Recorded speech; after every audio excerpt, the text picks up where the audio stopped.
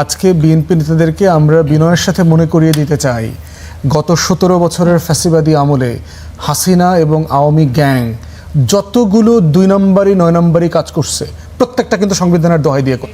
হান্নান মাসুদ তিনি বলেছেন যে জেনজি 1972 সালের সংবিধান চায় না। যখন তারা গণ অভ্যুত্থানের জন্য সেই ঘোষণাপত্রের আলোকে যেই দেশটাতে মুক্তির লড়াই হয়েছে, হাজার হাজার মানুষ জীবন দিয়েছে, সেই দেশে শেখ মুজিব এসে বাকশাল কায়েম করেছে। 111-এর সময় দেখেন আওয়ামী লীগ কথা দিয়েছিল যে এই যে এত এত অধ্যাদেশ, এত রিফর্ম, ডক্টর আকবর আলী খানের যে রিফর্ম কমিশন প্রস্তাবনা, এগুলো সব আমরা মেনে নেব। জনপ্রত্যাশা কিন্তু বারবার ধাক্কা খেয়েছে। নির্বাচিত সরকার হোক, অনির্বাচিত সরকার হোক, আর যে ধরনের সরকার হোক, এই সংবিধানের দোহাই দিয়ে কিন্তু সবাই করেছে। আমাদের আপার হাউসের বিষয়ে আমরা একমত হয়েছি অর্ধেক। কিছু পার্থক্যটা হলো যে ওনরা বলেছে ভোটের ভিত্তিতে, আমরা বলেছি আসনের ভিত্তিতে। পার্থক্য এই জায়গায়, সেটা তো আমরা আগেও বলেছি, ভোটের আগেও বলেছি, এটা জেনে মানুষ আমাকে ভোট দিয়েছে। গোস্ত খাই না গোস্তের ঝোল খাই, বিষয়টা এরকম। আপনি এ পর্যন্ত সব সংবিধান মেনে এসে শুরু করছি ব্যারিস্টার আসাদুজ্জামান ফুয়াদ, আপনাকে দিয়ে। আজ আমরা দেখলাম যে জাতীয় সংসদের অধিবেশনে বেশ উত্তপ্ত ছিল, বেশ আলোচনা জোরালো হয়েছে। সরকার ও বিরোধী দলের যুক্তিতর্কে সংসদ অধিবেশন চলেছে। বিরোধী দলীয় নেতার জুলাই সনদ বাস্তবায়ন আদেশ অনুযায়ী সংবিধান সংস্কার পরিষদের অধিবেশন আহ্বান নিয়ে আলোচনা হয়েছে। এখন আজ আমরা দেখলাম জাতীয় সংসদের রাষ্ট্রপতির ভাষণের উপর আলোচনায় অংশ নিয়ে জাতীয় নাগরিক পার্টি এনসিপির হান্নান মাসুদ তিনি বলেছেন যে জেনজি 1972 সালের সংবিধান চায় না। যখন তারা গণ অভ্যুত্থানের জন্য গণ অভ্যুত্থান করেছিল, আন্দোলন করেছিল 24-এ, তখন কি আসলে তারা 72-এর সংবিধান চায়নি? সংবিধান বাতিলের জন্য কোনো আবেদন বা তাদের কোনো চাওয়া কি এমন ছিল? ধন্যবাদ। আসলে প্রশ্নটা ঠিক এক্স্যাক্টলি এখানে না। প্রশ্নটা হচ্ছে আপনার ইন্ট্রোতে যেটা বলা ছিল যে বারবার জনগণের অ্যাসপিরেশনগুলো কেন ফেল করে। If I can take you to history, যে 1949 সালে 23শে জুন যখন আওয়ামী লীগ হলো, তাদের ম্যানিফেস্টো লিখেছিল আওয়ামী লীগের সেক্রেটারি সাহেব শামসুল আলম সাহেব। তো ওখানে বলা ছিল যে তারা সবাই কিন্তু পাকিস্তান রাষ্ট্র আন্দোলনের অংশীদার ছিলেন। মাওলানা ভাসানী বলেন, শেখ মুজিবুর রহমান বলেন, খন্দকার মোশতাক সাহেব থেকে শুরু করে মনসুর আহমদ সাহেব, সবাই। কেন তারা এই প্রকল্প থেকে সরে আসছেন? কারণ তারা বলছে যে ট্রু পাকিস্তানকে রিপাবলিক করবার যে আইডিয়াটা, সেখান থেকে মুসলিম লীগ সরে গেছে। 71-এ দেখেন আমাদের মুক্তিযুদ্ধের যে ঘোষণাপত্র ছিল 17 এপ্রিল, যেটা অফিসিয়ালি পাশ করেছে, আওয়ামী লীগের মন্ত্রী ছিল শিক্ষামন্ত্রী ইউসুফ আলী সাহেব। সেখানে যা যা বলা ছিল যে সাম্য, মানবিক মর্যাদা, সামাজিক সুবিচারের ভিত্তিতে একটা ফ্রি, ডেমোক্রেটিক, ইন্ডিপেন্ডেন্ট কান্ট্রি আমরা করব। সেই ঘোষণাপত্রের আলোকে যেই দেশটাতে মুক্তির লড়াই হয়েছে, হাজার হাজার মানুষ জীবন দিয়েছে, সেই দেশে শেখ মুজিব এসে বাকশাল কায়েম করেছে। যেই নির্বাচনের ফলাফল মানা না মানা নিয়ে দেশ আলাদা হয়ে গেল, যুদ্ধ হয়ে গেল, নতুন দেশে জন্ম হলো, সেই রকম একটা স্বাধীন দেশে 73 সালের মার্চ মাসে একটা প্রচণ্ড রকম প্রশ্নবিদ্ধ নির্বাচন করলো শেখ মুজিব। যেই মানুষটা গণতন্ত্রের লড়াইয়ের জন্য 13-14 বছর জেল খেটেছে পাকিস্তান আমলে, সেই মানুষটা গণতন্ত্রকে গলা টিপে হত্যা করেছে। একইভাবে দেখেন নিয়ারেস্ট হিস্ট্রিতে 90-তে, শামীম ভাইরা তখন আরও ইয়াং ক্যাম্পাসে ছিলেন হয়তো, আমাদের যে 3 দলীয় 3টা জোটের একটা কিন্তু কমন আন্ডারস্ট্যান্ডিং ছিল, এমওইউ ছিল। এবং দেখেন ওই দলগুলোর কিন্তু সবাই ক্ষমতাতে বিবর্তিত হয়ে কোনো না কোনো সময় ছিল। বিএনপিও ছিল, আওয়ামী লীগও ছিল, জাতীয় পার্টি অংশীদার ছিল। তারা সেই রূপরেখা কিন্তু মেনে নেয় নাই। 111-এর সময় দেখেন আওয়ামী লীগ কথা দিয়েছিল যে এই যে এত এত অধ্যাদেশ, এত রিফর্ম, ডক্টর আকবর আলী খানের যে রিফর্ম কমিশন প্রস্তাবনা, এগুলো সব আমরা মেনে নেব। শতাধিক প্রস্তাবনা দেওয়া হয়েছে। আওয়ামী লীগ অলমোস্ট কোনোটাই মানে নাই, 20-25টা ছাড়া, যেগুলো তাদের সাথে যায় না, সেগুলো ছাড়া তারা কোনোটা মানে নাই। এক্স্যাক্টলি সেম জিনিস দেখেন, আমি যেহেতু রেগুলার ঐকমত্য কমিশনে ছিলাম, সংস্কারের এই কাজগুলোর সাথে আমি অ্যাক্টিভলি ইনভলভ ছিলাম, আমি তো দেখেছি সেখানে বিএনপি কীভাবে এই প্রসেসের সাথে ইনভলভ ছিল, মেনে নিয়েছে। With dissent there are issues, যেখানে তাদের দ্বিমত ছিল, সব কিছু মেনে নিয়েছে। মেনে নেওয়ার প্রশ্নে নভেম্বরে যখন জুলাই জাতীয় সনদ অধ্যাদেশ হয়, তখন তো বিএনপি বলে নাই যে এটা অন্যায়, এটা সংবিধানের সাথে যায় না, অর্ডার কি সংবিধান কিনা, রাষ্ট্রপতি দিতে পারে কিনা, এইটা সেটা হাবি যাবি। তো এখন প্রশ্ন হচ্ছে যে তখন এই কথাটা তারা বলল না কেন? তখন কি সংবিধানের কথা মনে ছিল না? এবং আজকে বিএনপি নেতাদেরকে আমরা বিনয়ের সাথে মনে করিয়ে দিতে চাই, গত 17 বছরের ফ্যাসিবাদী আমলে হাসিনা এবং আওয়ামী গ্যাং যতগুলো 2 নম্বরই 9 নম্বরই কাজ করছে প্রত্যেকটা কিন্তু সংবিধানের দোহাই দিয়ে করেছে। আমাদের কেয়ারটেকার প্রভিশনটা কিভাবে বাতিল করলো? আওয়ামী লীগের 2008-এর ইলেকশন ম্যান্ডেটে তো ছিল না। আপনাকে তো ম্যান্ডেট নিতে হবে যদি আপনি একটা সংবিধান সংশোধন করেন অথবা এক্সিস্টিং সংশোধনী বাতিল করতে চান, আপনাকে কোনো না কোনো ফর্মে জনগণের কাছ থেকে ম্যান্ডেট নিতে হবে, গণভোটে দিতে হবে। আপনি ইলেকশনের আগেও ম্যান্ডেট নেন নাই, বিজয়ের পরেও গণভোটে দেন নাই, তাহলে আপনি ম্যান্ডেটটা পাইলেন কোথায়? তাহলে এই সংবিধানটা কোত্থেকে আসতেছে? এই যে আপনি কাজগুলো করছেন, তাহলে আজকে এই সংবিধানের দোহাই দিয়ে বিএনপি যে কাজগুলো করছে সেই প্রসঙ্গে হান্নান মাসুদ কারেক্টলি বলছে যে এই সংবিধানের ফ্রেমে যে ফ্যাসিবাদ কায়েম হয়েছে এটা তো 72 সংবিধানের ফ্যাসিবাদ। অতএব 24-এর গণ অভ্যুত্থান কি করেছে? সেই ফ্যাসিবাদকে তো আন্ডু করেছে। এর মানে হচ্ছে এই গণ অভ্যুত্থান আমাদেরকে একটা নতুন সংবিধান করবার ম্যান্ডেট দিয়েছে। জি, আবার আসবো আপনার কাছে। Doctor S M Shamim Reza, আপনার কাছে আসতে চাই। যেমনটা বলছিলেন ব্যারিস্টার আসাদুজ্জামান ফুয়াদ যে 90-এর 3 জোটের রূপরেখায় বাস্তবায়নের প্রতিশ্রুতি দিয়ে ক্ষমতায় এসেছিল বিএনপি, কিন্তু 3 জোটের রূপরেখা বাস্তবায়ন হয়নি। এবার জাতীয় সনদ ও 31 দফার যে প্রতিশ্রুতি দিয়ে ক্ষমতায় এসেছে এবার বিএনপি, জাতীয় সনদের পরিণতি কি আপনার মনে হচ্ছে যে ওই 3 জোটের রূপরেখার মতোই হতে যাচ্ছে, এমন কি মনে করেন কিনা? না, এমন মনে করা উচিত হবে না। এবং ব্যারিস্টার ফুয়াদ চমৎকারভাবে ইতিহাসের একটা সংক্ষিপ্ত বর্ণনা দিয়েছেন, আমি অধিকাংশ তার সঙ্গে একমত। যে এই যে আপনি একটা কথা বলছিলেন জনপ্রত্যাশা কিন্তু বারবার ধাক্কা খেয়েছে। আমরা সংবিধানে এখনো যেটা আমাদের আছে সেটাও কিন্তু জনপ্রত্যাশার ভিত্তিতে লেখা, এটাই বলা, তাই না, যে উই দ্য পিপল, আমরা জনগণ ইহা করিলাম। মার্কিন যুক্তরাষ্ট্র বলেছিল, পৃথিবীর আরও অনেক সংবিধান হয়তো এই ধরনের লাইন আছে। কিন্তু পরবর্তীতে যতগুলো পরিবর্তন করা হচ্ছে, সেটা নির্বাচিত সরকার হোক, অনির্বাচিত সরকার হোক, আর যে ধরনের সরকার হোক, এই সংবিধানের দোহাই দিয়ে কিন্তু সবাই করেছে। এবং আপনি দেখুন যে অত্যন্ত ত্রুটিপূর্ণ নির্বাচনগুলো বলা হয়েছে নিয়ম রক্ষার্থে, সংবিধান রক্ষার্থে। সুতরাং সংবিধানকে যখন প্রয়োজন হয় তখন প্রত্যেকে আমরা ব্যবহার করি, সেটা বিবেচনায় রেখেই আমাদের আলোচনা করতে হচ্ছে। এখন আপনি যে প্রশ্ন করেছেন এর একটা হয়তো জনপ্রিয় উত্তর দেওয়া যেতে পারে যে হ্যাঁ, ইতিহাসের প্রবণতা দেখে তো মনে হয় যে করবে না, কিন্তু উত্তরটা সেরকম হওয়া উচিত কিনা সেটাই একটা বড় প্রশ্ন। আমার কাছে মনে হয় এই সরকার গঠনের আগেও কিন্তু আমরা এই প্রসঙ্গ উল্লেখ করেছিলাম যে এই সরকার আসার পরে তার 2টো জিনিসের বড় ধরনের চ্যালেঞ্জ হবে। একটা হলো স্বাভাবিকভাবে গণঅভ্যুত্থানের ম্যান্ডেট কি ছিল সংবিধান সংক্রান্ত, এই ব্যাপারে কি আপনার মন্তব্য শুনতে চাই। না, এখানে আসছে এই প্রসঙ্গে যে 2টো বড় জায়গা আমরা চিহ্নিত করেছিলাম। একটা হলো যে একটা বড় ধরনের অব্যবস্থাপনা থেকে এই সরকার আসছে, অর্থাৎ তাকে তো অর্থনীতি, অন্যান্য উন্নয়ন পরিকল্পনা সেটা তো তার থাকবেই, তার নিজের দল ঠিক করা। অন্য অর্থে যে আলোচনাটা আমরা আজকে করছি যে এই রায়ের ব্যাপারে কি হবে, গণভোটের প্রসঙ্গে কি হবে এবং জুলাই সনদ কিভাবে বাস্তবায়িত হবে, এখানে তো 3টা জিনিস আমি দেখি। একটা হলো জুলাই সনদের যে বিষয়গুলো সবাই একমত, আমি কোনটা একমত হয়েছে কোনটা একমত হয়নি আমি সেই আলোচনায় যাচ্ছি না। একমত হওয়ার তালিকাও তো বিশাল এবং আংশিক একমতের তালিকাও একেবারে ছোট না। তারপরে বিএনপির নিজের এজেন্ডা আছে, তার নিজের দফা আছে এবং সে একটা বড় ম্যান্ডেট পেয়ে সরকার গঠন করেছে। যখন এই ধরনের সরকার গঠন হয়, আপনি 90-এর কথা বললেন, 90-এর পরেও এরকম হয়েছে, এরও পূর্ববর্তীতে এরকম দৃষ্টান্ত আছে, পৃথিবীর অন্যান্য দেশের দৃষ্টান্ত আছে যে ম্যান্ডেটের আবার একটা জোর তৈরি হয় যে আমার নিজেরও তো দফা আছে, অথবা আমি কোনটা করব না করব সেই জন্য একটা সময় নেওয়ার কিংবা একটা কর্তৃত্ব দেখানোর একটা প্রবণতা কিন্তু থাকতেই পারে। আরেকটা হলো গণভোটের রায়, যে জনগণ আপনাকে তো একটা সম্মতি দিয়েছে, সেটার ভিত্তিতে কি করবেন। আমি যদি বিএনপির সবচেয়ে লিবারেল বক্তব্যটা ধরি সালাউদ্দিন সাহেবের কাছ থেকে, ফুয়াদ আছেন আইনের মানুষ, আরো ভালো বলতে পারবেন, আমার কাছে মনে হচ্ছে সবচেয়ে লিবারেল বক্তব্যটা এইটা যে তাদের ভাষ্যমতে যে গণভোট আমাকে একটা সম্মতি দিয়েছে, এখন আমি সংসদে গিয়ে ঠিক করবো, তাই না? ফুয়াদ এইটাই ওনার বক্তব্য ছিল। তো যদি এই জায়গা থেকে ধরি, আমার কাছে মনে হচ্ছে যে এটা অধিবেশনের পর অধিবেশন হবে। আপনি কি প্রসিডিওরে করলেন এটা নিয়ে আলোচনা হতে পারে যে আগে অন্য আলোচনা পরে আলোচনা, এটা খুব গুরুত্বপূর্ণ না। কিন্তু আমার কাছে মনে হচ্ছে, আপনার উত্তরটা আমি এটাই দিয়ে শেষ করব, যে বিএনপির পার্লামেন্টের অভ্যন্তরে এবং পার্লামেন্টের বাইরে 2 জায়গাতে বসা প্রয়োজন। সবকিছুই যে একেবারে ওখানে আলাপ আলোচনার মাধ্যমে কয়েক ঘন্টায় হবে, আমরা দেখবো টেলিভিশনে, তা না।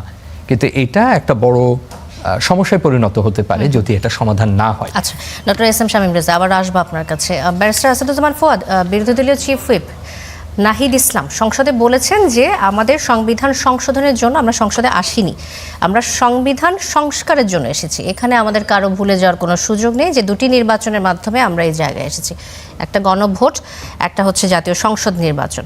তো এই যে ভিত্তি, যে গণভোটের যে ভিত্তি, আদেশ, জুলাই সনদ এবং বাস্তবায়নের যে আদেশ, সে আদেশকে অমান্য করা হচ্ছে এমন অভিযোগ তিনি তুলেছেন এবং এই আদেশকে অসাংবিধানিক বলারও চেষ্টা করা হচ্ছে। সংসদ তার সদস্য নির্বাচন করেছে, এখন আপনিও তো নির্বাচনে অংশ নিয়েছিলেন, প্রার্থী ছিলেন, হ্যাঁ এর পক্ষে ছিলেন। আপনি কি সংসদে সংস্কার পরিষদের সদস্য হিসেবে ভোটারদের কাছে কোনো ভোট চেয়েছিলেন নাকি সংসদ সদস্য হিসেবে চেয়েছিলেন? দুটোই জন্যই চেয়েছেন। পোস্টারে দুটোই লেখা আছে, গণভোটে হ্যাঁ দিন, মার্কায় ভোট দেন, দুটাই লেখা আছে। দেখেন আপনার শুরুর প্রশ্ন চলে যায় যে ম্যান্ডেট ৭২-এর সংবিধান আন্ডু করবার ম্যান্ডেট আছে কেন? ইয়েস আছে। আপনি যদি ২৪-এর গণ অভ্যুত্থানের পরে সারা বাংলাদেশের দেয়াল লিখন দেখেন, নতুন রাজনৈতিক বন্দোবস্ত চাই, দেয়ালে দেয়ালে লেখা ছিল। আমাদের তরুণরা হাজারে হাজারে লাখে লাখে এই বিষয়ে স্লোগান দিয়েছে। নতুন পলিটিক্যাল, এই নিউ পলিটিক্যাল সেটেলমেন্টটা কি, what does it start from? এইটা শুরু হয় হচ্ছে সোশ্যাল কন্ট্রাক্ট, রাষ্ট্রের সাথে তার নাগরিকের যে সামাজিক চুক্তি আছে এইটাকে রিভাইজ করবার মধ্য দিয়ে হয়। এবং এজন্যই দেখেন আজকে ফ্রান্সে 5th রিপাবলিক চলছে। কেন? কারণ তারা 1789-এর ফ্রেঞ্চ রেভলিউশন থেকে বের হয়ে এসে তারা নতুন করে তার রাষ্ট্রের সাথে সোশ্যাল কন্ট্রাক্ট রিভাইজ করেছে। আমার যে সোশ্যাল কন্ট্রাক্ট, মুক্তিযুদ্ধ, ৭২-এর সংবিধান, এটা অকার্যকর প্রমাণিত হয়েছে। এই জন্য আমরা কি করছি, আমরা গণ অভ্যুত্থানের মধ্য দিয়ে এই তরুণরা বলবার চেষ্টা করেছে যে নতুন রাজনৈতিক বন্দোবস্ত চাই। সেইটার মধ্যেই লাইজ রিফর্মিং দ্য কনস্টিটিউশন, ওইটার মধ্যেই আছে যে আপনার ৭২-এর সংবিধান আন্ডু করতে হবে এবং এটার মধ্যেই আছে গণ অভ্যুত্থানকে ম্যাটেরিয়ালাইজ করা। এখন প্রশ্ন হচ্ছে এটা কি লেখা ছিল কিনা, কেউ স্লোগান দিয়েছে কিনা, প্ল্যাকার্ড দিয়েছে কিনা, ব্যাপারটা হচ্ছে এটা খুব সিলি কোশ্চেন। এবং এইটাকে যারা ছোটোভাবে বলার চেষ্টা করছে, এটা হচ্ছে একটা পলিটিক্যাল সেটেলমেন্টকে আপনি কনস্টিটিউশনালের দোহাই দিয়ে করবার অথবা না করবার চেষ্টা করছেন। সমস্যাটা রাজনৈতিক, এটা একটা রাজনৈতিক বন্দোবস্ত, জুলাই জাতীয় সনদ, এটা সংবিধানের প্রশ্ন না। অতএব রাজনৈতিক প্রশ্ন সংবিধান দেওয়া হয় না। সংবিধান, আমাদের ৭২-এর সংবিধান কারা বানিয়েছে? ৭০-এর পাকিস্তানের পরিষদের এমপি হবার জন্য যারা নির্বাচিত হয়েছিলেন তারা না? তাহলে ৭০-এর ফ্রেমওয়ার্ক, লিগ্যাল অর্ডিন্যান্সের ফ্রেমওয়ার্ক কী ছিল? পাকিস্তান, অখণ্ড পাকিস্তান রাষ্ট্রের সভরেন্টি, কনস্টিটিউশন সেফগার্ড করবার জন্য তারা তো এমপি হয়েছিলেন। তাহলে তারা কিভাবে ৭২ সালে এসে সংবিধান করলেন? তারা কিভাবে যুদ্ধের ঘোষণা দিলেন? Was it not act of treason? এটা কি রাষ্ট্রদ্রোহিতা ছিল না? ছিল তো। তাহলে তখন কেন প্রশ্ন করা হয় নাই যে আপনি তো ৭০ সালের এমপি ছিলেন, এটা কিভাবে হইল? ম্যান্ডেট নিয়েছিলেন? ৭২ সালে যারা কনস্টিটিউয়েন্ট অ্যাসেম্বলির মেম্বার হয়েছিল তারা কারা ছিল? তাহলে প্রশ্ন হচ্ছে, এই প্রশ্নটা করবার মধ্য দিয়ে হচ্ছে ২৪-কে অস্বীকার করা, ছোট করার চেষ্টা করা হচ্ছে। প্রশ্ন চলে আসছে যে এনসিপির আহ্বায়ক বিরোধী দলের চিফ হুইপ নাহিদ ইসলাম বলেছেন যে সরকারি দল গণরায় মানছে না। ইতিমধ্যে আমাদের সাথে যুক্ত হয়েছেন আমাদের আরেকজন অতিথি শহীদুল ইসলাম বাবুল, সংসদ সদস্য বিএনপি। আপনাকে স্বাগত জানাচ্ছি। এই প্রসঙ্গে আসবো আপনার কাছে। ব্যারিস্টার আসাদুজ্জামান ফুয়াদ, আপনার কাছে জানতে চাই যে তারা বিএনপি সংবিধানকে নিজেদের মতো করে ব্যাখ্যা করছে, সরকারি দল গণরায় মানছে না। এখন চাইলে কি কেউ নিজের মতো করে সংবিধানকে ব্যাখ্যা করতে পারে কিনা, এই বিষয়ে কি বলবেন? সংবিধান ব্যাখ্যা করবার সুযোগ আছে। প্রশ্ন হচ্ছে it's not a constitutional question. আপনি কলার স্বাদকে মিষ্টি, আমের স্বাদকে সেটাও মিষ্টি, আঙ্গুরের স্বাদ সেটাও মিষ্টি। এখন যদি আপনি প্রশ্ন করেন যে কোনটা বেশি মিষ্টি, is it A right question? 3টা সেপারেট ফলের মিষ্টতা একটা দিয়ে আরেকটাকে আপনি জাজ করতে পারবেন কিনা, অথবা এটা চিনি সাপেক্ষে মিষ্টতা কিনা, অথবা রসমালাই রসগোল্লা সাপেক্ষে মিষ্টতা কিনা, প্রত্যেকটা আলাদা প্রশ্ন, প্রত্যেকটার মিষ্টতা সেপারেট প্রশ্ন। অতএব একটা রাজনৈতিক প্রশ্নকে আপনি সাংবিধানিক উত্তর দেবার চেষ্টা করছেন, ইটস এ মানে কাইন্ড অফ এ গাদ্দারি, বেইমানির মতো প্রশ্ন আর কি। পাকিস্তান আমাদের যুদ্ধ হয়েছে কেন? ৭১ যুদ্ধ হলো কেন? একটা রাজনৈতিক সংকট, আওয়ামী লীগ ভোটে জিতছে, তাকে ক্ষমতা হস্তান্তর না করে পাকিস্তানি জান্তারা কি করেছে? একটা মিলিটারি অপশনে গেছে। আলটিমেটলি যা হওয়ার তাই হয়েছে। আপনি প্রত্যেকটা ক্রাইসিসে দেখেন, পলিটিক্যাল ক্রাইসিস যদি আপনি দুষ্টামি করার চেষ্টা করেন, কেয়ারটেকার প্রভিশন কেন বাতিল করেছে? হাসিনা বারবার সংবিধানের কথা বলেছে না, যে সারা দুনিয়াতে তো নির্বাচিত সরকারের অধীনে ভোট হয়, সেই ভোট তো সবাই মেনে নেয়, তাহলে আমরা কেন পারবো না? তো ফাইন, তো কনস্টিটিউশনে তো ঠিক করেছে, তো সাংবিধানিকভাবে ঠিক করার পরে আবার ভারতে পালাইতে হলো কেন? তাহলে প্রশ্ন হচ্ছে, রাজনৈতিক প্রশ্নের সমাধান সংবিধানে খোঁজা, এটা হলো একটা পিওর স্টুপিডিটি আর কি। ব্যারিস্টার আসাদুজ্জামান ফুয়াদ, আবার আসবো আপনার কাছে। শহীদুল ইসলাম বাবুল, এই প্রসঙ্গে আপনার কাছে আসতে চাই যে আমার বাংলাদেশ পার্টি, এবি পার্টির চেয়ারম্যান মুজিবুর রহমান মঞ্জু বলেছেন যে ক্ষমতায় আসার পর বিএনপি সরকার শুধু জুলাই সনদ নয়, তাদের নিজেদের ঘোষিত 31 দফা রাষ্ট্র মেরামত কর্মসূচি বাস্তবায়নের নীতিও মানছে না। সরকারের প্রাথমিক কার্যক্রম দেখে মনে হচ্ছে তারা পুরনো দলীয়করণের দিকে হাঁটছে। এখন 90-এর 3 জোটের রূপরেখায় বাস্তবায়নে যে প্রতিশ্রুতি দিয়ে ক্ষমতায় এসেছিল বিএনপি, আবারও কি সেই একই পথে হাঁটছে কিনা? না, 90-এর প্রেক্ষাপট আর এখনকার প্রেক্ষাপট একটা। 90-এর অনেক গুলাই বাস্তবায়ন, যেমন আপনার সংবিধান, এই পার্লামেন্টারি ডেমোক্রেসি, এটা তো 90-এর একটা কমিটমেন্ট ছিল, গুরুত্বপূর্ণ কমিটমেন্ট, সব দল মিলে আমরা সেটা পালন করেছি। এখন আসলে এইবারের কথায় বেইমানি, গাদ্দারি, মুনাফিকি, 1 মাসের একটা সরকার, 1 মাসের কয়েকদিনের সরকার, এটা এই পুরনোই ভাষা। আওয়ামী লীগের আমরা যেই ভাষা বলতাম একই ভাষা শুরু হয়ে গেছে। বাপখান এমন যে বিএনপি গণহত্যা করেছে, বিএনপি হাজার হাজার কোটি টাকা লুণ্ঠন করে ফেলছে, 1 মাসের মধ্যে বিএনপি গণবিরোধী ভূমিকা অবতীর্ণ হয়েছে। এই ল্যাঙ্গুয়েজ, এই রাজনীতি, এই ভাষা দয়া করে আমরা একটু ক্ষান্ত দিয়ে আমরা দেশের প্রয়োজনে, মূল কথাটা হলো সংস্কার। এইটা নিয়েই তো যত বিতর্ক, সংস্কার। তো সংস্কার বা যেটা বললো ফদ ভাই, পলিটিক্যাল সেটেলমেন্ট, এই পলিটিক্যাল সেটেলমেন্টটা একটা গুরুত্বপূর্ণ কথা উনি বলেছেন। আমরা তো পলিটিক্যাল একটা সেটেলমেন্টের মধ্যে গিয়েছিলাম, সমস্ত রাজনৈতিক দল একটা চার্টার করেছি, জুলাই চার্টার করেছি, তো স্বাক্ষর করেছি সবাই মিলে ঐক্যমত্য হয়ে। সেখানে কি ছিল? কিছু নোট অফ ডিসেন্ট ছিল, সেটা বিএনপির ছিল, ওনাদের জামাতের ছিল, সব দলের ছিল।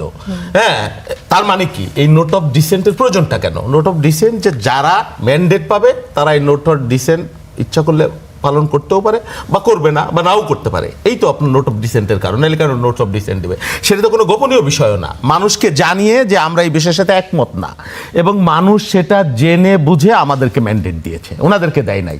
ওনারা যে বক্তব্য রাখছেন, আমাদেরকে জেনে বুঝে মানুষ ম্যান্ডেট দিয়েছে। তাহলে আমরা যে জুলাই চার্টারটা সই করলাম, আমি কি সেই জায়গায় আছি?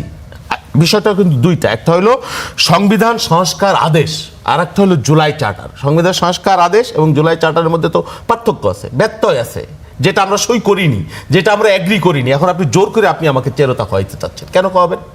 আমি এই সংবিধান সংস্কার আদেশ যেটা বলছি, আমরা বলছি এইটা অক্ষরে অক্ষরে বিএনপি পালন করবে, এর কোনো ব্যত্যয় হবে না। কিন্তু আপনি সংবিধান সংস্কার আদেশ, যেটা আদেশটা একটা অবৈধ, আপনি ধরেন এই সরকার সংবিধান মানছে না, সংবিধান ছুঁড়ে ফেলে দিবেন, অক্ষরে পালন হবে যেমন যেমন কোনটা পালন হবে না?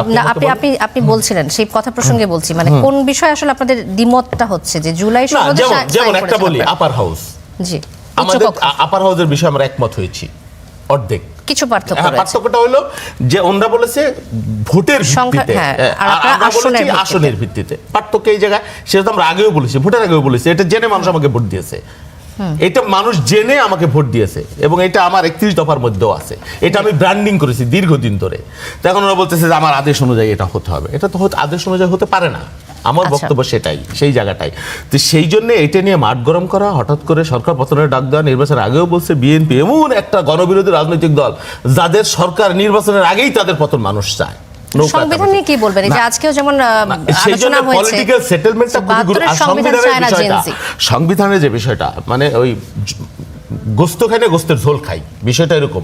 আপনি এ পর্যন্ত সব সংবিধান মেনে এসেছেন, হাসিনা চলে গেছে, আপনি হাইকোর্টের কাছে, উচ্চ আদালতের কাছে গেছেন, হাইকোর্টের আর্টিকেল 6 অনুযায়ী রাষ্ট্রপতি একটা ডিরেকশন নিয়ে সরকার গঠিত হয়েছে সাংবিধানিকভাবে। সেই সরকার নির্বাচন দিয়েছে সাংবিধানিকভাবে, সেই সরকারকে দিয়ে আপনি অনেকগুলো অধ্যাদেশ তৈরি করেছেন, আপনি সেই সরকারকে শপথ নিয়েছেন, আপনি সেই সরকারের সেই রাষ্ট্রপতির সাথে কাজ করেছেন, আপনি সব সংবিধান মেনেই আমি সব পর্যন্ত এখন পর্যন্ত করেছি। এখন আপনি আবার সংবিধান করতেছেন, এই সংবিধান ছুঁড়ে ফেলে দিতে হবে। হ্যাঁ, এই সংবিধান আপনিও সংস্কার চান, আমিও সংস্কার চাই। আপনি আমাকে বারবার বলার চেষ্টা করছেন আমি সংস্কার বিরোধী, আমি সংস্কার করব না, আমি গণবিরোধী ভূমিকা অবতীর্ণ হয়ে গেছি, 1 মাসের মধ্যে আমি উল্টাপাল্টা হাঁটছি। উল্টাপাল্টা যদি হাঁটতাম তাহলে আপনি বিরোধী দল, এটা তো এখনো জুলাই সনদ বাস্তবায়ন হয় নাই, তার আগেই আমরা বলেছি যে আপনি একজন ডেপুটি স্পিকার প্রতিদিন সংসদে যে আলোচনাটা উঠছে, আমি বলছি 130টা অধ্যাদেশ রাষ্ট্রপতির যে অর্ডিন্যান্স, এই সময়কালে এই অর্ডিন্যান্সগুলো পাশ করার ব্যাপার আছে।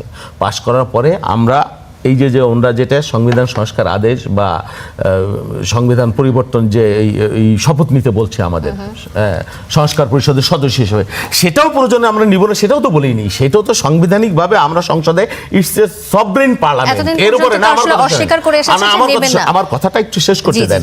এইটা নির্বাচন হয়েছে, সভরেন পিপুল ভোট দিয়েছে, সভরেন একটা পার্লামেন্ট হয়েছে, এই পার্লামেন্টের উপরে তো আপনি আর আমি না, আমরা কেউ না, তাহলে এই পার্লামেন্ট তো ডিসিশন নিবে, এই পার্লামেন্ট তো গণবিরোধী ভূমিকা অবতীর্ণ হয়নি, পার্লামেন্টের সরকার দল আছে, বিরোধী দল আছে, আমরা আলোচনা করব, আমরা এটা সংবিধানে অন্তর্ভুক্ত করব, সংবিধানে যে গণবিরোধী বিষয়গুলো অন্তর্ভুক্ত করে প্রয়োজনে আমরা সংস্কার পরিষদের সদস্য হিসেবে তো আমরা শপথ নিতে পারি।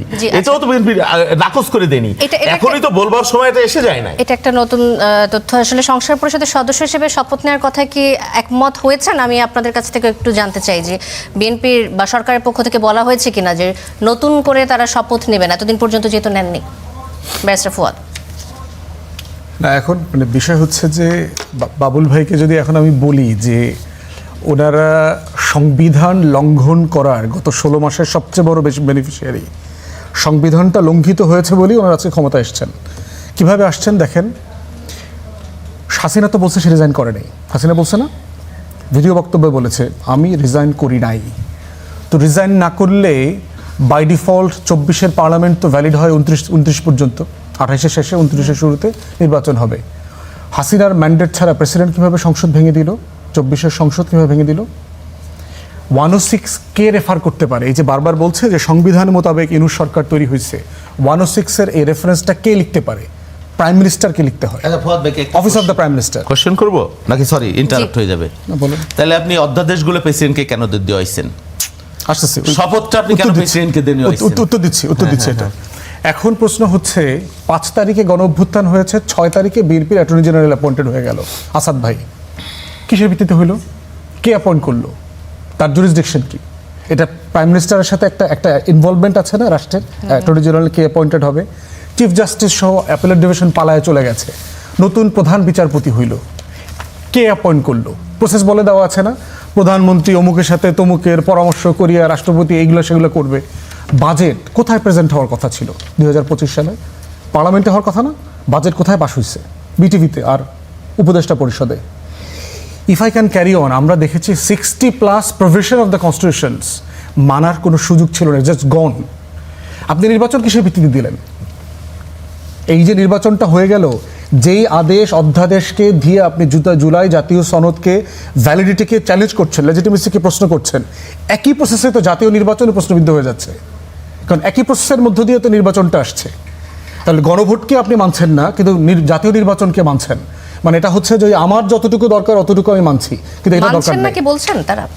না, ওইটা তো মানছে না, তারা তো প্রেসিডেন্সিয়াল ভ্যালিড বলছে না, মাত্রই তো বলছে। মাত্রই তো বললেন যে সংস্কার পরিষদের শপথ নেবেন না, তারা বলেননি, কিন্তু তারা পরিকল্পনা করছেন এমন কথা বলেন। ওইটা তারা বলছে, বাট নিব, সেটা যদি নেওয়ার প্রয়োজন হয় প্রয়োজন আমরা নিব। সংবিধান সংস্কারটা তো আমাদের মূল প্রয়োজন, সেই সংস্কারটা যদি আমরা করতে পারি এবং যদি সেটা সংবিধান অন্তর্ভুক্ত করে আমরা সংসদে আলোচনা করে, তো প্রয়োজনে আমরা করে নিব, আচ্ছা না হয় না নেব যদি প্রয়োজন না হয়। সেই কারণে হচ্ছে সংবিধান ছিল না 24-এর মে মাস থেকে, জুলাই থেকে। এখন প্রশ্ন হচ্ছে সার্টেনলি এত সংবিধান প্রিয়তা এটা বিএনপির রাজনীতিকে প্রশ্নবিদ্ধ করে ফেলবে। এবং আমি যেটা দেখি, আমি তো 31 দফা পড়েছি ভালোভাবে, 31 দফার লঞ্চিংয়ে আমি বিএনপির প্রোগ্রামে ছিলাম। There was nothing in the National July Charter that harms BNP's interest. Nothing. যেটা এটা বাস্তবায়ন হইলে বিএনপির রাজনীতি থাকে না, বিএনপি ধ্বংস হয়ে যাবে, বিএনপির ক্ষতি হবে, কিছু দেখতে পাচ্ছি না। মানে আমি সিম্পল কোনো কমন সেন্স রিজন খুঁজে পাই নাই যে বিএনপির এখানে লসটা কোথায়। তাকে তো একটা they have to come up with some interesting questions, যে এটা করলে জাতির কি ক্ষতি, রাষ্ট্রের কি ক্ষতি, আমাদের কি ক্ষতি। বরং আমরা দেখতে পাচ্ছি প্রত্যেকটা দিন এই বিতর্কটা জিয়ায় রাখার মধ্যে যেটা হচ্ছে, বিএনপি আননেসেসারিলি আনপপুলার হচ্ছে, একদমই প্রয়োজন নাই তার। কারণ এই টোটাল জুলাই চার্টারের স্টার্টিং তো বিএনপির আমলে হয়েছে। ম্যাডাম জিয়া আপনার 2030 সালের সংস্কার প্রস্তাবনা দিয়েছেন, বিএনপি 31 দফা দিয়েছে, যুগপদে যার যার দলীয় জায়গা থেকে আমরা রাষ্ট্রের সংস্কার প্রস্তাবনা দিয়েছি। অতএব ইটস এ কন্টিনিউশন অফ বিএনপির পলিসিস। তাহলে সেইখানে কেন তারা এই আপত্তিগুলো তুলছে, এর ন্যূনতম কোনো কমন সেন্স ব্যাখ্যা আমি খুঁজে পাইনি। তাহলে এই জন্য আমরা দেখতে পাচ্ছি যে এটাকে চ্যালেঞ্জ করার মধ্য দিয়ে যেটা হচ্ছে, বিএনপি তার গভর্নমেন্টের লেজিটিমেসিকে কোশ্চেনেবল করছে। প্রধানমন্ত্রী অবৈধ হয়ে যাচ্ছে, জাতীয় সংসদ নির্বাচন অবৈধ হয়ে যাবে যদি একই প্রসেসে এটা চলে। আবার ব্যারিস্টার আসাদুজ্জামান ফুয়াদ, আপনার কাছে আসতে চাই। কিছুক্ষণ আগে বলছিলেন শহীদুল ইসলাম বাবুল যে আমাদের এপ্রিল মাসে যে পরিমাণ তেলের মজুদ রয়েছে, আমাদের কোনো ধরনের সংকট হওয়ার কোনো সম্ভাবনা এখনো তিনি দেখছেন না এবং সবকিছু নির্বিঘ্নভাবে চলছে। এখন এই যে গতকাল যে ঘটনাটির কথা বললাম, শনিবার মধ্যরাতে ঢাকার বাইরে আপনার তেল পাম্পে বাগবিতণ্ডার জেরে যে মানুষটিকে চাপা দেওয়া হলো, ট্রাক চাপা দিয়ে মারা হলো, এটিকে আসলে অব্যবস্থাপনা হিসেবে আপনি দেখেন কিনা? দেখেন, বাবুল ভাইয়ের তথ্যটা কারেক্ট এবং এই তথ্যটা ইটসেলফ হচ্ছে গভর্নেন্সের ফেলিওর বোঝাচ্ছে। আমাদের যে পেট্রোলিয়াম অকটেনের যে ক্রাইসিসের লাইন টাইন দেখা যাচ্ছে, এর সাথে কিন্তু যুদ্ধের কোনো সম্পর্ক নাই, কারণ এটা অ্যাবসলিউটলি মোটা দাগে এটা আমাদের লোকাল ডোমেস্টিক প্রোডাকশন। আমাদের প্রোডাকশন আছে, আমাদের সাফিসিয়েন্ট মজুদ আছে, সাপ্লাই লাইন নিয়ে কোথাও সমস্যা আছে কি না, যে কারণে এখানে এই ঘটনাগুলো ঘটছে। এবং এই সিন্ডিকেটটা যে ডেভেলপ করেছে, এইটা কাদের মাধ্যমে হয়? সরকারি দল ছাড়া যে সিন্ডিকেট হয় না, এটা তো বাংলাদেশে প্রাইমারি স্কুলের ছেলেমেয়েরা এটা বুঝে। তাহলে প্রশ্ন হচ্ছে, দলের পিছনে যারা ইনভেস্ট করছে তারা এখন হাজার হাজার কোটি টাকা এখান থেকে লুটপাট করে নিচ্ছে। আপনার মনে থাকার কথা, ইউক্রেন যুদ্ধ যখন হয় এক্স্যাক্টলি একই ঘটনা ঘটেছিল। হাসিনা তখন ডিসাইসিভলি প্রায় লিটার প্রতি 30, 35, 40 টাকা তেল, গ্যাস, অকটেন, ডিজেলের দাম বাড়ায় দিল। মানুষের যা কষ্ট তাই হয়েছে। তাহলে প্রশ্ন হচ্ছে, যেটা আমি ইম্পোর্ট করছি না, গ্যাস না, ক্রুড অয়েল না, যেটা আমার ডোমেস্টিক প্রোডাকশন, সেখানে কেন সংকট হচ্ছে? আমার সংকট হইলে তো ক্রুড অয়েলের সংকট হওয়ার কথা, আমার রিফাইন্ড অয়েলের সংকট হওয়ার কথা, যেটা আমি সিঙ্গাপুর থেকে আনতেছি, ফার্নেস অয়েল আনতেছি মালয়েশিয়া থেকে, অথবা স্টক আপনি স্পট মার্কেট থেকে কিনতেছি। এক্স্যাক্টলি। তাহলে সেখানে সংকট হচ্ছে না, যেটা যুদ্ধের সাথে সেখানে সংকট হওয়ার কথা। তাহলে it's a pure syndicated problem. এখন প্রশ্ন হচ্ছে, যেটার দায়িত্ব সরকারকে নিতে হবে, কারণ সরকার জানে না এখানে কারা কারা সিন্ডিকেট ব্যবসা করছে, কারা কারা কোথায় কি করছে না করছে, এটা অ্যাবসলিউট ইম্পসিবল। আপনি ইন্টেলিজেন্স এজেন্সির মাধ্যমে এটা খবর নেওয়া সম্ভব। ইমিডিয়েট কি করা দরকার? ইমিডিয়েট বোধ করছি সরকার টেম্পোরারিলি দাম বাড়ায় দেখ। যেই মার্কেটে অবৈধভাবে বিক্রি হচ্ছে, ধরেন এখন 90 টাকার জিনিস 120 টাকা, 30 টাকা হচ্ছে, আপনি 130 টাকা করে দেন, এখনই করে দেন।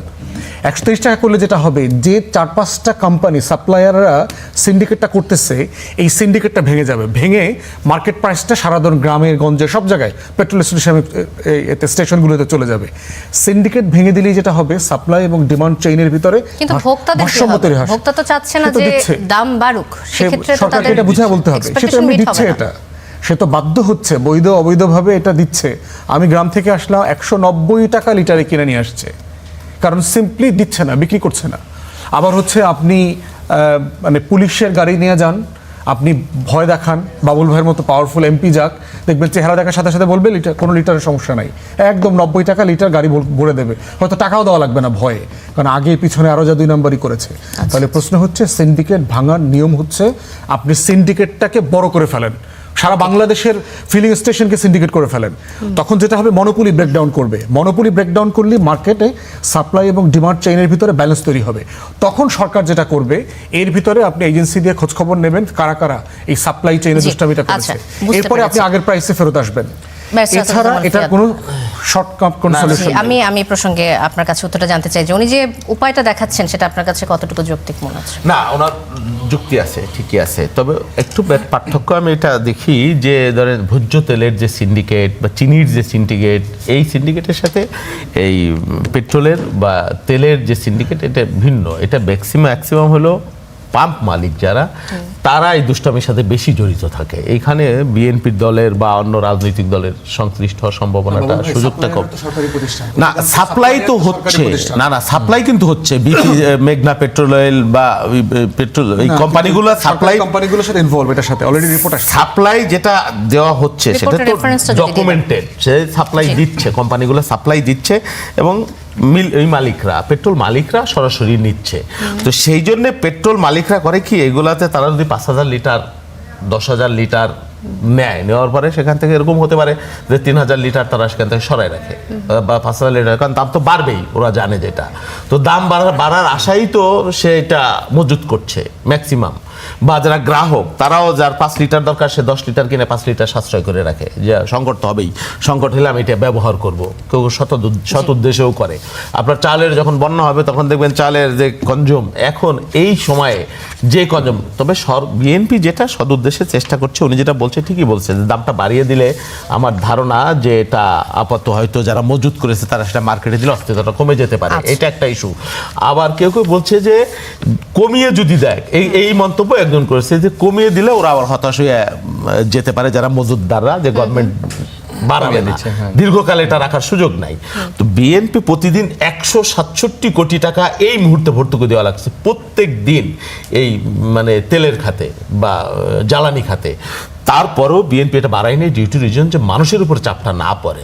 সরকার অন্য দিক দিয়ে ব্যবস্থা করতেছে এবং সব কিছু বাদ দিয়ে এই যে মানে ইকোনমিক যে মিটিং, তারা এই তেল পার্সেসের বিষয়ে সর্বোচ্চ অগ্রাধিকার, এটা আমাদের রিজার্ভের উপরে অর্থনীতির একটা বিরাট চাপ হলেও এইটা আমরা করতে হচ্ছে। আচ্ছা, শহীদুল ইসলাম বাবুল, আবার আসবো নিশ্চয় আপনার কাছে। Doctor S M Shamim Reza, একটি বিষয়ে দৃষ্টি আকর্ষণ করতে চাই। শনিবার সন্ধ্যায় রাজধানীর নয়াপল্টনে বিএনপির কেন্দ্রীয় কার্যালয়ে গিয়ে কার্যালয়ের ব্যালকনিতে দাঁড়িয়ে নেতাকর্মীদের উদ্দেশ্যে প্রধানমন্ত্রী ও বিএনপি চেয়ারম্যান তারেক রহমান বলেছেন যে মানুষের প্রত্যাশা পূরণে ধৈর্য ধরে আইন শৃঙ্খলার মধ্যে থেকে কাজ করতে হবে, কোনোভাবে যেন সাধারণ মানুষের কোনো ভোগান্তি না হয় সে বিষয়ে সতর্ক থাকতে হবে। আগের দিন প্রধানমন্ত্রী বলেছিলেন কাল নয়াপল্টনে আসবো, আপনাদের দেখতে চাই, দেখব কারা কারা আসে।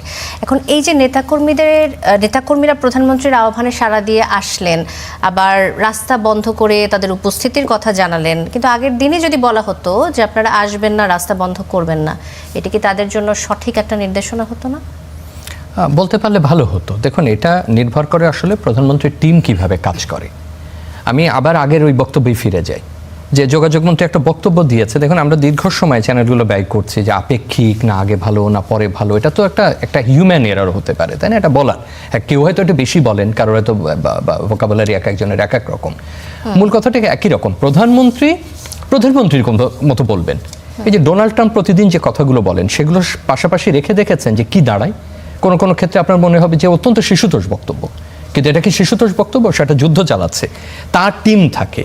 তো প্রধানমন্ত্রী হয়তো বলবেন যে আমি আগামীকাল অফিসে যাব, কিন্তু উনি অফিসে যাবেন কিভাবে যাবেন, রাস্তা কিভাবে খালি থাকবে। এক পর্যন্ত ওনাকে বলতে শুনেছি যে আপনারা সরে যান, অ্যাম্বুলেন্স যেতে পারছে না, এবং ওনাকে এও বলতে দেখেছে যে আপনারা যদি এরকম করেন আমি পরবর্তীতে আসবো না। অতএব আমার কাছে যেটা মনে হয়, আমি যোগাযোগের প্রশিক্ষিত মানুষ হিসাবে যেটা আমার কাছে মনে হয়, প্রধানমন্ত্রীর ভাষায় বলবেন, এমপি হিসাবে বাবুল ভাইয়ের ভাষায় বলবেন, আমি বিশ্লেষক হিসেবে আমার ভাষায়। এইটা যদি আমরা মনে করি প্রধানমন্ত্রী দাঁড়িয়ে একেবারে কালকের পুরো কর্মপরিকল্পনা বলে দেবেন, আমি অফিসে যাব, আপনারা দুই সারি দাঁড়াবেন, ওর থেকে গাড়ি যাবে, এদিক থেকে আপনি যাবেন, ভাই এভাবে তো চলে না। তিনি তার ভাষায় বলবেন, তার টিম কিভাবে কাজ করছে সেটা গুরুত্বপূর্ণ। যে কথাটা আমরা একটু আগে বলছিলাম, আপনি পদ্ধতি চালু করতে পারছেন কিনা। সুতরাং আমি আপনার কথাটাকে এইভাবে আমি ব্যাখ্যা করব যে পরবর্তীতে এরকম হলে তার যে স্ট্র্যাটেজিক টিম আছে, তার যে অন্য নিরাপত্তা রক্ষার দায়িত্বে আছেন, বা তার দলীয় যারা আছেন, ওখানকার সাংগঠনিক দায়িত্বে যারা আছেন, এটা তাদের দায়িত্ব হবে সেটা ঠিক করা। অতএব আমরা প্রধানমন্ত্রীর ভোকাবুলারি আর আপনার ভোকাবুলারি আর এমপির ভোকাবুলারিকে যদি এক করে ফেলি, কিংবা ধরুন ফুয়াদ ভাই যে ভাষায় বিরোধী হিসাবে এখন সমালোচনা করছেন, ওই সমালোচনা যদি আমি সরকারের লোকের কাছ থেকে আশা করি, সেটা পারবে না। আমি আবারও ওখানে আসবো, পদ্ধতি তৈরি করতে হবে, প্রত্যেকের জায়গা থেকে তার মতো করে বক্তব্য দেবেন, কিন্তু ওই পদ্ধতি নিশ্চিত করবে যে উনি ওখানে গেলে কি কি পরিস্থিতি তৈরি হতে পারবে এবং কি করে মোকাবেলা করা যাবে। এই প্রসঙ্গে ব্যারিস্টার আসাদুজ্জামান ফুয়াদ, আপনার মন্তব্য শুনতে চাই যে একবার আমরা প্রধানমন্ত্রীর বক্তব্য যদি শুনি যে তিনি রাস্তা বন্ধ না করার আহ্বান জানাচ্ছেন, খুবই সুন্দর জেস্চার, এবং নেতাকর্মীদের দেখে বলছেন যে তাদেরকে কাজ নেই, তারা যেন কাজে ফিরে যায়, এমন আহ্বান জানাচ্ছেন। আবার বলছেন যে কাল আমি নয়াপল্টনে যাব, তখন কে কে আসবে আমি সেটা দেখতে চাই। এই দুটা বক্তব্য কি কন্ট্রাডিক্টরি মনে হয়? না, কারণ হচ্ছে যে আপনার বাংলাদেশের পলিটিক্যাল কালচার তো বিবেচনা করতে হবে। এখানে পলিটিক্সের সার্ভাইভারের একটা বড় জায়গা হচ্ছে যে আপনি শোডাউন করতে পারছেন কিনা, আপনি দেখাতে পারছেন কিনা। এমনিতে রাজনৈতিক অফিসগুলো এখন একদম মানে বসে গেছে আর কি। বিএনপি নেতাকর্মীরা তো এখন কেউ পার্টি অফিসে যায় না, তারা তো এখন সরকারি অফিসে ঘোরাফেরা করছে। কোথায় আমার এলাকাতে দেখলাম খাল খননের মানে করে ফাইল টাইল প্রজেক্ট রেডি করে দিচ্ছে আর কি। শুধু বিএডিসি এটা পাশ করে দেবে আর তারা বাকি কাজগুলো তারা করবে আর কি। তো এই জায়গা থেকে প্রধানমন্ত্রী হয়তো বলার চেষ্টা করছে যে পলিটিক্যাল এঙ্গেজমেন্টটা দলের নেতাকর্মীদের এখন আছে কিনা সেটা দেখতে চাই, না বাকিরা সবাই খাওয়া দাওয়ায় লেগে গেছে। এবং দেখবেন সচিবালয় সংসদীয় ভবনে ঢোকার সময় যারা দাঁড়ায় ছিল বলছে না, তো এদের কি কোনো কাজ টাজ নাই নাকি? তো এখন আমার মনে হয় যে এইটার ইমিডিয়েট জায়গা থেকে দেখলে এটা বাংলাদেশের কালচার, বাট আমরা এক্সপেক্ট করব উনি অন্যান্য জায়গাতে যেই এক্সাম্পলগুলো সেট করছেন পলিটিক্যাল কালচারে এই জায়গাগুলো শিফট করবেন। এই যে বড় সমাবেশ করা, রাস্তাঘাট বন্ধ করে দেওয়া, এটা একসময় প্রয়োজন ছিল কেন? আপনার মানুষের তো কমিউনিকেশনের স্পেস ছিল না। আজকে আপনি এই তিনজন মানুষ আমরা চিৎকার চেঁচামেচি করছি, মিলিয়নস অফ পিপুল শুনতেছে।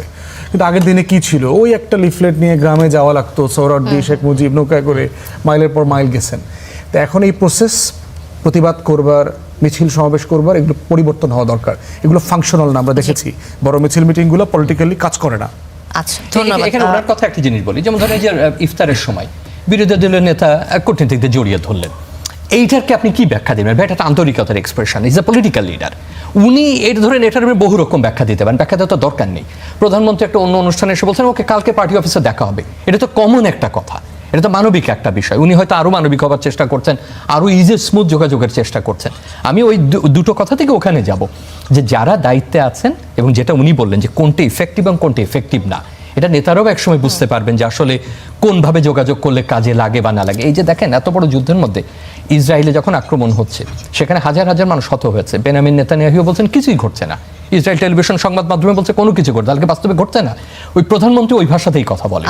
অতএব ওই ভাষা ধরে আমরা পদ্ধতিকে বিশ্লেষণ করতে পারবো না, আমাদের দেখতে হবে পদ্ধতি কাজ করছে কিনা এবং সংস্কৃতির রূপান্তর, যেটা উনি বললেন যে ভাই বড় সমাবেশ এখন আর লাগে না, ভোট চাওয়ার জন্য আপনাকে ওইভাবে যেতে হয় না, সেইটা যখন আমার মনে হয় যে নিশ্চয়ই নেতারাও সেটা বোধ করবেন এবং তরুণরা হয়তো একটু বেশি এগিয়ে থাকেন, ওনারা হয়তো একটু পুরনো রীতিতে রাজনীতি করছেন, তবে আমি ওই একেবারে বক্তব্যের আক্ষরিক ব্যাখ্যা করবার পক্ষে নই। ধন্যবাদ। আমি এবার শহীদুল ইসলাম বাবুল আপনার কাছে আসতে চাই। 1 মাস পার হওয়ার পর 37 দিন পার হয়েছে নতুন সরকারের, এর পরের পরিকল্পনা কি বিএনপি সরকারের? হ্যাঁ, 180 দিনের একটা পরিকল্পনা তো সরকার বলেছে।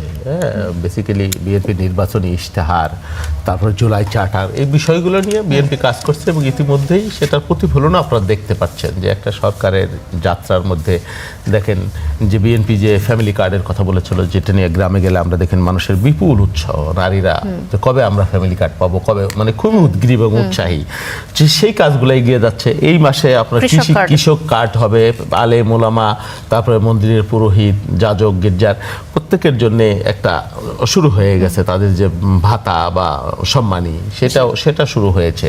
তারপরে আরও কৃষকদের জন্য আপনার দেখছেন যে অলরেডি 1,500 কোটি টাকা কৃষি ঋণ, 12 লক্ষ কৃষক প্রান্তিক পর্যায়ে কৃষক এই সুফলটা পেয়েছে।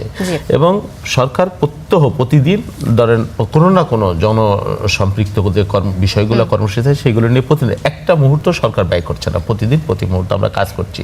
আশা করি যে আমরা এই উপসাগরীয় যুদ্ধটা আমাদের জন্য, সারা দুনিয়ার জন্য সংকট, আমাদের জন্য একটা বড় সংকট। এটা না হলে জনজীবনের যে মূল আকাঙ্ক্ষা, মানুষের যে স্পিরিট, স্বাধীনতা বলেন আর জুলাই বলেন, এই আমাদের মূল স্পিরিট তো অর্থনৈতিক মুক্তি, গণতন্ত্র এবং অর্থনৈতিক মুক্তি, এই দুইটাই হলো আমাদের নতুন সরকারের কাছে। নিশ্চয়ই আমাদের অনেক প্রত্যাশা, নিশ্চয়ই সরকার সেই পথেই হাঁটবে। অনেক ধন্যবাদ শহীদুল ইসলাম বাবুল আপনাকে, ব্যারিস্টার আসাদুজ্জামান ফুয়াদ এবং doctor S M Shamim Reza, তিনজনকে অসংখ্য ধন্যবাদ আমাদের আয়োজনে আসার জন্য।